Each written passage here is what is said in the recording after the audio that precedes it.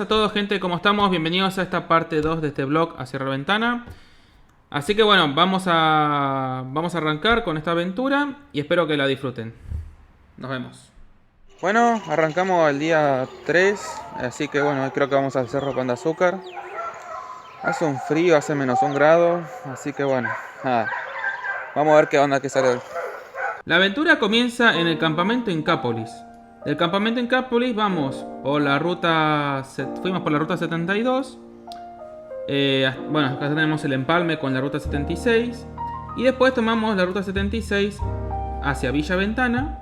Continuamos por esa ruta. Y después nos tenemos que desviar hacia la localidad de Dufour. En la localidad de Dufour vamos a tener el acceso a la zona de acá, que es donde se encuentra el Cerro Pan de Azúcar.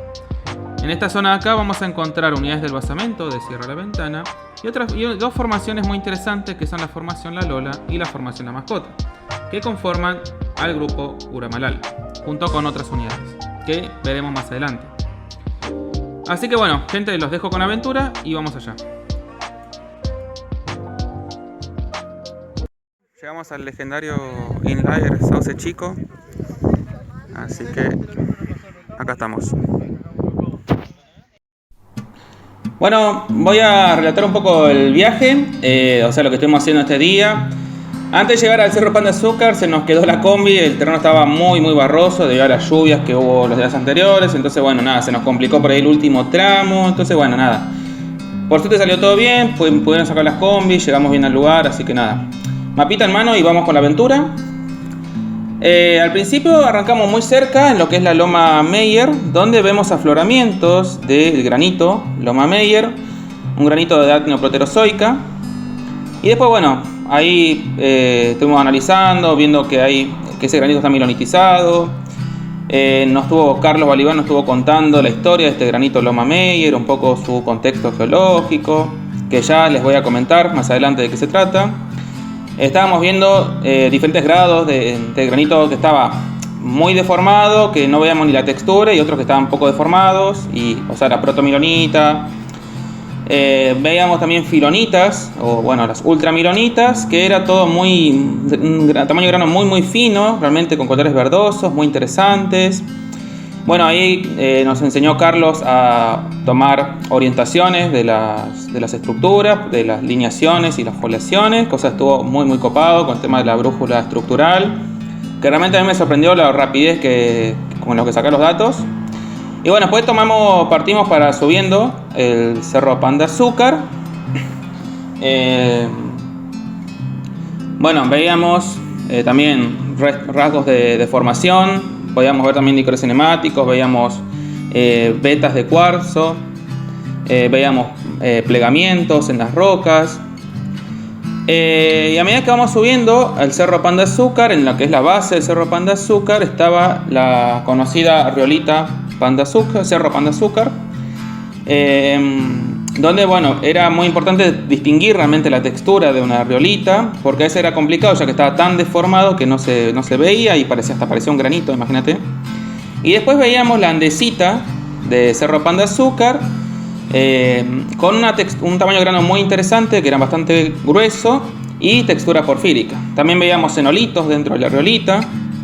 Y ya en la cima del Cerro Pan de Azúcar, en la parte más alta, digamos, veíamos el conglomerado La Lola, que bueno, tenía un gran espesor esa formación La Lola. Y bueno, ahí tomamos datos de, por ejemplo, si veíamos imbricación. Después subimos un poco más y veíamos el pase de la formación La Lola a la formación La Mascota. Y veíamos un cambio muy importante. Entonces bueno, estuvimos describiendo un poco, vimos cómo es la formación La Mascota.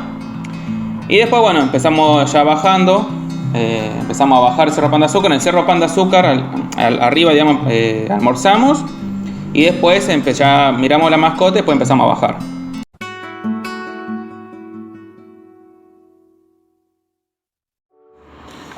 Bueno, una vez que bajamos del Cerro Pan de Azúcar, nos fuimos hacia el Cerro del Corral, digamos, donde observamos la Ignimbrita, Cerro del Corral. Veíamos también que estaban las filonitas, estas ultramilonitas, había una capa, digamos, de esas ultramilonitas. Y después seguimos caminando y nos topamos con un afloramiento del conglomerado La Lola. Este afloramiento del conglomerado La Lola era interesante, ya que, como se podía observar, tenía los clastos los clastos del conglomerado estaban deformados. Estaban como más aplastados, tenían una cierta deformación. Entonces, bueno, es algo muy diferente, muy interesante a tener en cuenta, a diferencia de lo que yo, por lo menos, de lo que yo vi en la parte más arriba del Cerro Pan de Azúcar. Entonces, bueno, en este afloramiento también describimos, digamos, la composición de los clastos, veíamos justamente esta deformación, veíamos cómo se correlacionaba, ¿no?, con el conglomerado La Lola, que estaba en el Cerro Pan de Azúcar. Y bueno, a medida que seguíamos caminando, íbamos a ver el contacto entre la formación La Lola y la formación La Mascota. Así que bueno, eso más que nada es lo que hicimos el día de hoy, realmente muy interesante. Y bueno, vamos a cerrar este día de hoy.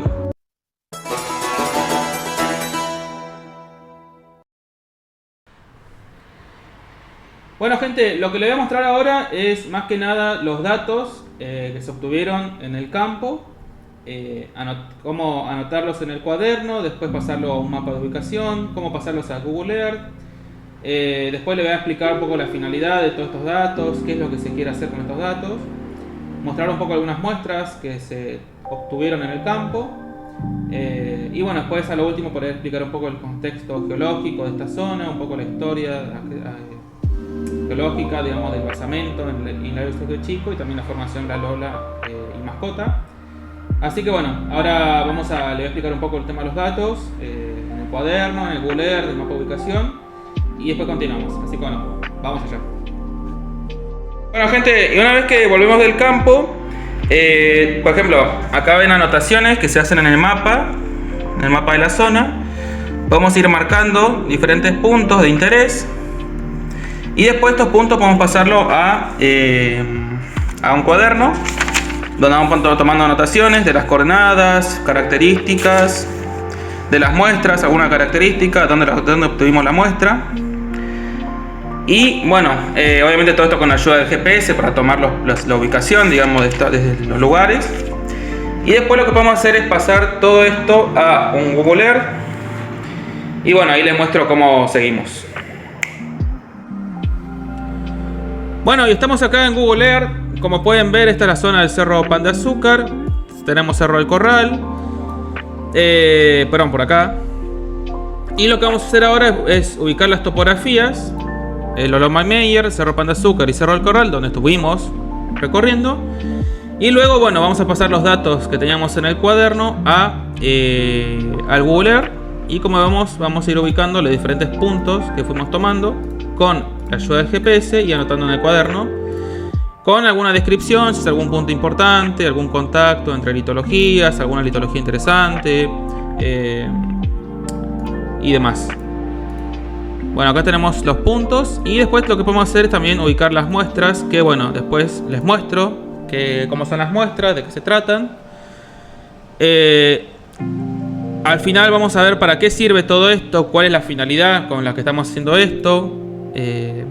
Y después, ya lo último, explicar un poco el contexto geológico, la historia geológica de esta zona del cerro del Inlier Sauce Chico, digamos. Así que bueno, muestra las muestras, gente. Bueno, gente, estas son las muestras de la zona del Inlier Sauce Chico. Esta es la ignimbrita Cerro del Corral. Vemos los cristaloclastos. Vemos algunos fiames también, que son muy, muy finitos, colores oscuros. Ahí, no sé si pueden ver bien. A ver, ahí está. Después tenemos la andesita Cerro Pan de Azúcar, con una textura porfírica muy marcada. También veíamos cristales muy grandes de plagioclasas. Y algo interesante, vemos como que los cristales siguen una orientación predominante. Y después, por último, las ultramilonitas, en este caso filonita, tamaño grano muy muy fino y alta presencia de micas.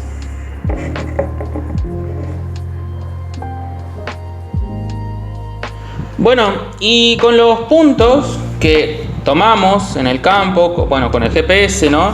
Los puntos de ubicación y que después caracterizamos en nuestro cuaderno, por ejemplo, son contacto entre unidades, diferentes litologías, si vemos alguna estructura.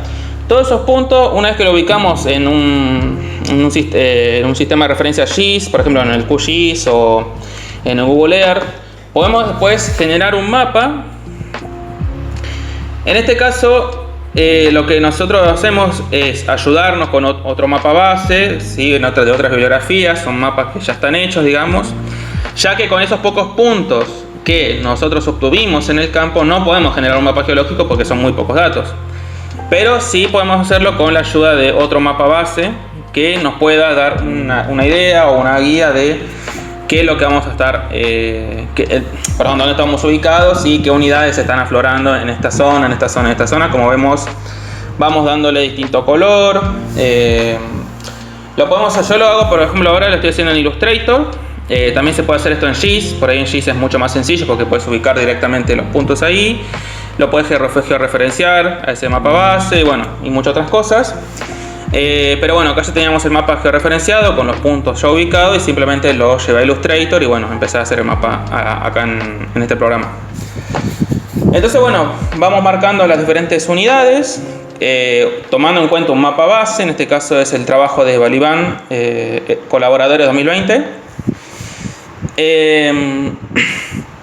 Y una vez que vamos marcando todas las unidades, podemos darle diferentes litologías. Por ejemplo, acá estamos marcando el granito de Loma Meyer, que ya vimos vimos en el campo, cómo está aflorando. Entonces, vamos haciendo diferentes litologías, las simbologías, ¿sí? Por ejemplo, en este caso, estas cruces son más que nada para rocas ígneas plutónicas o intrusivos. Entonces, una vez que vamos marcando la simbología, así muy sencillo, tampoco hay que complicarse mucho.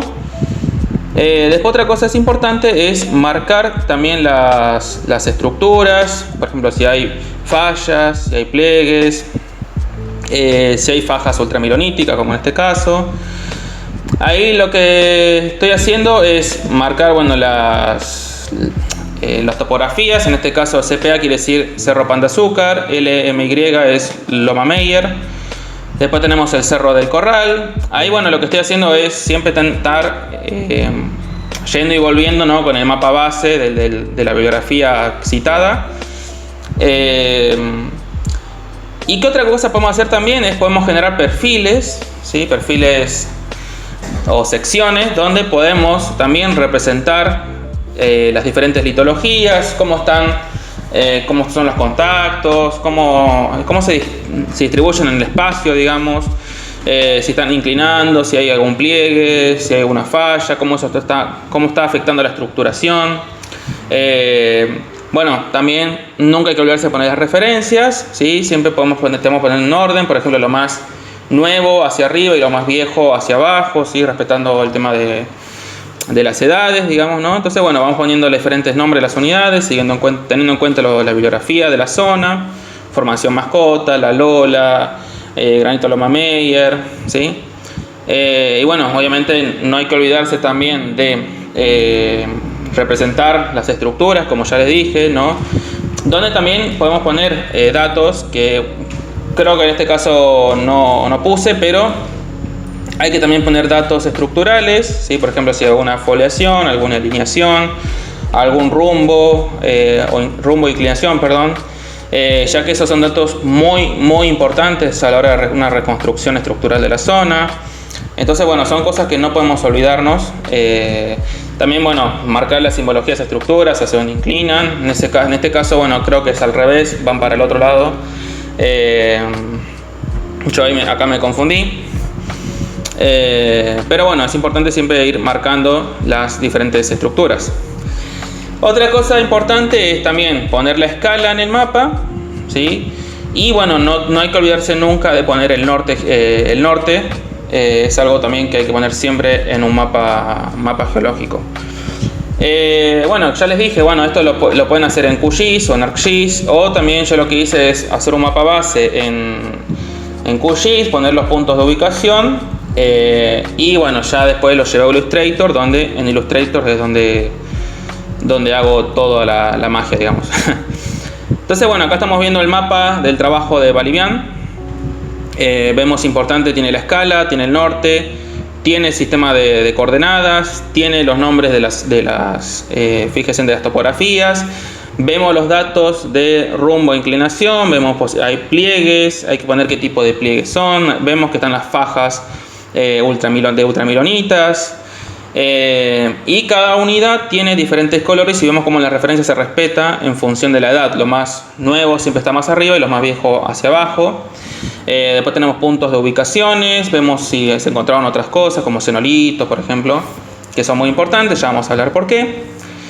Y bueno, con toda esta información, como ya le dije, podemos generar un perfil, ¿sí? Donde vemos cómo están las unidades, cómo se disponen unas sobre otras, vemos si hay un plegamiento, vemos cómo están distribuidas las estructuras. Y esto es sumamente importante ya que nos da mucha información geológica del lugar. Así que bueno, vamos a dar un cierre a esto. Bueno gente, y para ir cerrando un poco este blog de Cierra la Ventana, contarles un poco el contexto geológico, la historia geológica detrás de este basamento, de estas unidades que estamos viendo. Algo muy loco realmente es que está relacionado con África, tiene toda una historia, hay una historia en común también con unidades que también están en Uruguay, en Brasil. Así que bueno, es súper interesante realmente la historia de este basamento. Obviamente algo a tener en cuenta es que siempre hay que estar ayudándonos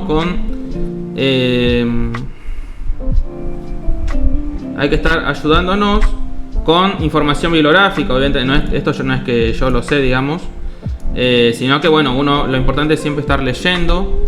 Por ejemplo, acá están viendo, este es el trabajo de Balivian 2020, que ya les había mencionado, donde de acá saqué el mapa geológico para después uno va haciendo su propio mapa geológico. Entonces bueno, en este trabajo lo interesante es que nos cuenta un poco la historia geológica, ¿no? De que está relacionado con la separación del supercontinente de Rodinia hace unos 700, 800 millones de años, digamos en el Precámbrico, que bueno, se separaron. Después, bueno, se generó un océano, el océano de Adamastor, y bueno, después luego se cerró, se generó una etapa postcolisional y demás. Entonces, bueno, vemos cómo se generan, ¿no?, unas relaciones en unidades que están en Brasil, en Uruguay y acá tenemos en África, digamos, ¿sí? Y bueno, también acá tenemos un mapa geológico, se hacen estudios, no solamente se toman datos de edades uranio-plomo para saber la edad de estas unidades, sino también se hacen estudios geoquímicos, que son muy importantes. Siempre hay que hacer estos estudios geoquímicos, ya que nos permiten establecer poblaciones, ver el origen, la procedencia. Y bueno, con todos esos datos también uno los compara con los obtenidos en otras unidades y va generando justamente estas correlaciones. Entonces bueno, nos cuenta la historia, digamos, de cómo se llegaron cómo el sistema de Ventania las unidades de Ventania quedaron al sur de lo que es el sistema de Tandillia. Entonces bueno, fíjense, a ver, entonces bueno, por ejemplo, después también que las unidades que nosotros veíamos, como el granito Loma Meyer, Riolito Cerro Pan de Azúcar, se originaron, digamos, en diferentes contextos, en diferentes etapas, mejor dicho. Por ejemplo, yo les comentaba la apertura, la ruptura, no sé la palabra, ruptura del supercontinente de Rodinia, donde, por ejemplo, el granito Loma Meyer está relacionado a esta ruptura de este supercontinente de Rodinia. Y después tenemos, bueno, se genera el océano de Adamastor, después se genera una subducción en la parte del cratón del Kalahari, o sea, en la parte más africana, digamos. Luego se fue a generar un cierre, ¿sí? Se genera una colisión, se genera una zona de sutura. Y bueno, Después también se genera como una extensión que genera, bueno, por ejemplo, la riolita Cerro Pan de Azúcar, por ejemplo. Después también está la Ignimbrita Cerro del Corral y entre otras unidades. Entonces, vemos cómo tiene todo esto una relación, o sea, hay, digamos, el sistema de Bretaña tiene como una parte, digamos, de África, digamos. Eso es por ahí lo más loco de pensar, no es algo fácil de pensarlo, a mí todavía, no sé, es como que te quedas recalculando, ¿no? En el sentido, cómo puede llegar a pasar esas cosas.